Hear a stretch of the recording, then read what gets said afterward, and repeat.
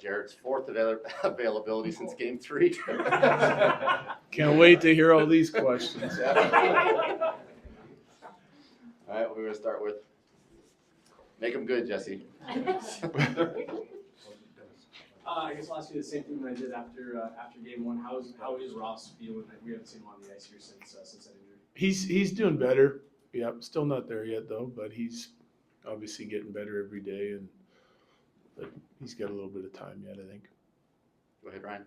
You're planning with sticking with the same lineup composition of players? Yes. Tommy? You had said that kind of the problem is some guys have been quiet, some guys have kind of come back around. How, as a coach, how do you get that everybody on the same page? How do you kind of work on getting everybody?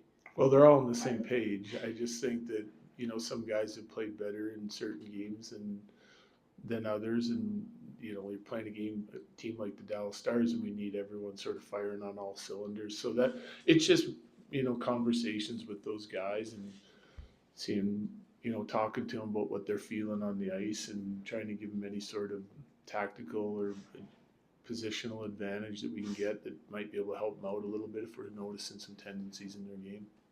Sean?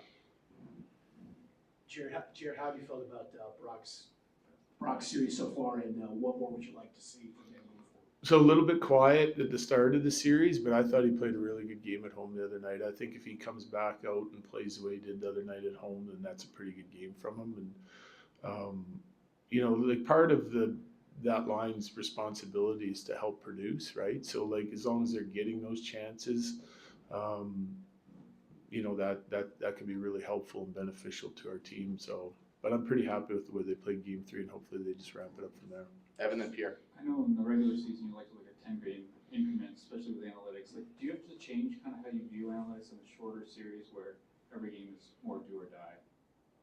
Yeah, we would go game by game, like every single game, break down some of the things, because we'll have tactical keys on what we want to see, what we think the keys are to beating Dallas, and we'll study those analytics amongst others, and then we'll also have a series running total. Jared, you look around the other series, 11 goals last night in Edmonton, lots of goals in Montreal.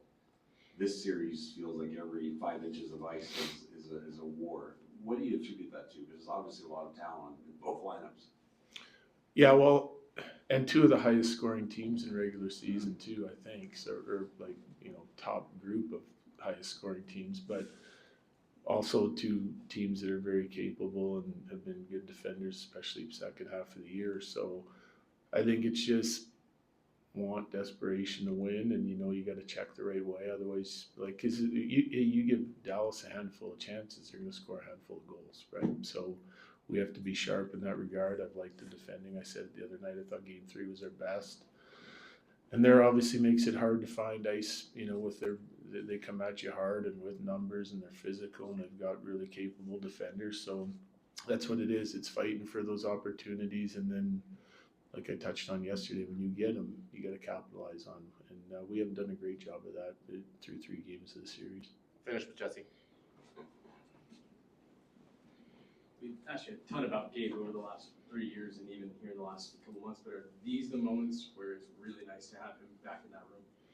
I think every moment is a good time to have him back in the room. That's how highly I think of him, and as a leader and a player with our team. So, it certainly helps the more guys that you have available for you, the better you're going to be, and he's certainly a big part of it.